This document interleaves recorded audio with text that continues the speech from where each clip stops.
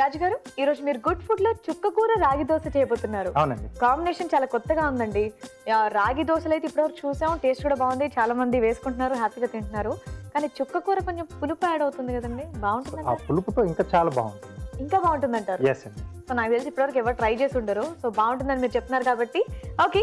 మరి చుక్కకూర రాగి దోశ కావాల్సిన పదార్థాలు ఏంటో చూద్దాం. చుక్కకూర రాగి దోశ కావాల్సిన పదార్థాలు: తరిగిన చుక్కకూర 1 కప్పు, దోశ పిండి 1 కప్పు, రాగి పిండి 1/2 కప్పు, జీలకర్ర 1 టీ స్పూను, తరిగిన పచ్చిమిరపకాయలు 3, తరిగిన అల్లం 1 టీ స్పూను, ఉప్పు తగినంత, నూనె 2 టేబుల్ స్పూన్లు. ఓకే రాజు గారు స్టార్ట్ చేద్దామా? చుక్కకూర రాగి దోశ రెడీ అండి. బౌల్ ఇస్తారా? యా. సో ఇక్కడ దోశ పిండి అండి, మనం మామూలుగా రెగ్యులర్ గా చేసుకునే దోశ పిండి.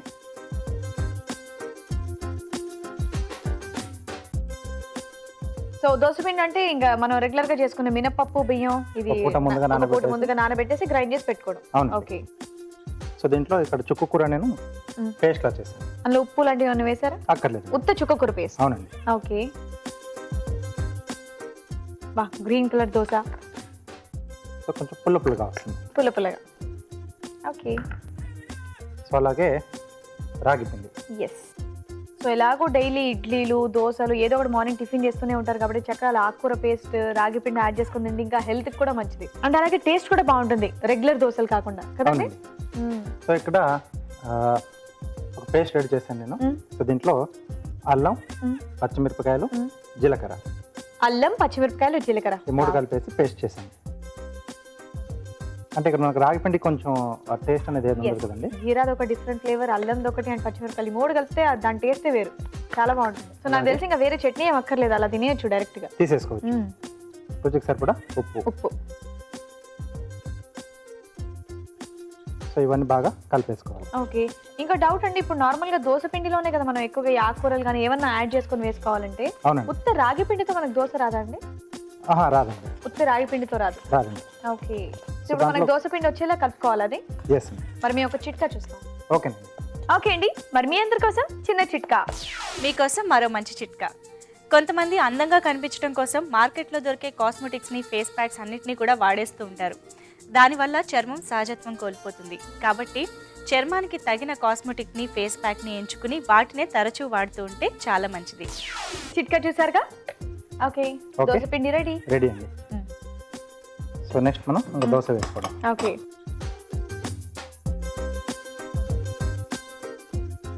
సో అన్ని ఆకుకూరలతో బాగుంటుందండి దోశ? బాగుంటుంది. అంటే మేతి తప్పించి. మేతి అంటే కొంచెం మనం వేయించుకొని దాంట్లో యాడ్ చేసుకుంటే కొద్దిగా, మరి ఇంత క్వాంటిటీ కాకుండా కొంచెం యాడ్ చేసుకొని చేసుకోవచ్చు. ఓకే. కొత్తిమీరతో దోశ, కరివేపాకుతో దోశ. సో పొద్దున్నే హ్యాపీగా అలా వేసుకొని తింటే మంచిది. ఇంకా సో డిఫరెంట్ ఫ్లేవర్స్ లో కొద్దిగా వాటర్ యాడ్ చేస్తాను. రాగి పిండి కొంచెం ఎక్కువ క్వాంటిటీ అయినా మనకు దోశ రాదు కదండి? వస్తుంది. ఆల్రెడీ మనకు దాంట్లో కొంచెం మినప్పిండి కొంచెం జిగురు ఉంటుంది కాబట్టి. ఓకే. నార్మల్గా సోయా కూడా కొంచెం డైలీ కొంచెం వాడండి అంటూ ఉంటారు కదా, సో ఆ సోయా పిండి ఇందులో ఏమైనా యాడ్ చేసుకుని దోశ వేసుకోవచ్చా? అంటే కొంచెం తక్కువ క్వాంటిటీ తీసుకోవాలి. చాలా తక్కువ క్వాంటిటీ. ఓకే.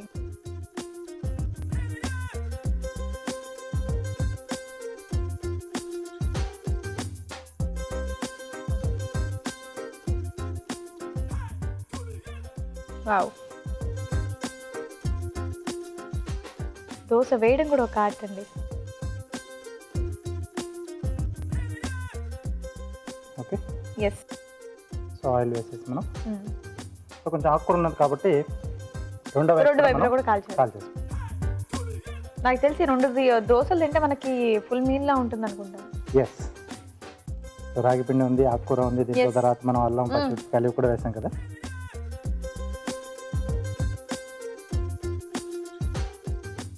వావ్,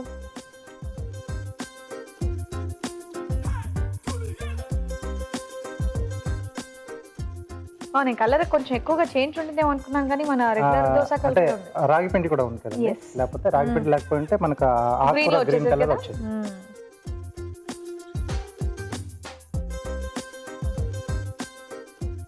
సో ఎక్కువసేపు కూడా వేయించక్కర్లేదు, నార్మల్గా అయిపోయింది. సో దీనికి చట్నీ కావాలి అంటే ఏది తీసుకోవచ్చు? టొమాటో చట్నీ అయితే బాగుంటుంది. Tomato chutney. Tomato chutney. Okay, so కొంతమంది ఆనియన్ చట్నీ కూడా చేసుకుంటారు కదా, ఆనియన్ చట్నీ. అవును. సో అదైనా బాగుంటుంది.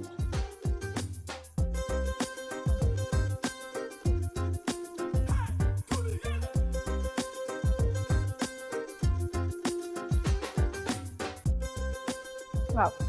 Okay, yes. సో ఇలా మనకి ఎన్ని కావాల్సని వేసేసుకోవచ్చు. చుక్కకూర రాగి దోశ తయారు చేయు విధానం. ముందుగా అల్లం, తరిగిన పచ్చిమిరపకాయలు, జీలకర్ర కలిపి పేస్ట్ సిద్ధం చేసుకోవాలి. చుక్కకూరని మిక్సీ పట్టి పేస్ట్ సిద్ధం చేసుకోవాలి. ఒక బౌల్లో దోశ పిండి, చుక్కకూర పేస్ట్, రాగి పిండి, ముందుగా సిద్ధం చేసుకున్న అల్లం పచ్చిమిర్చి పేస్ట్, ఉప్పు వేసి బాగా కలుపుకోవాలి. ఈ మిశ్రమాన్ని పెనంపై దోశల్లా పోసి నూనెతో 2 వైపులా కాల్చుకోవాలి. అంతే, చుక్కకూర రాగి దోశ రెడీ.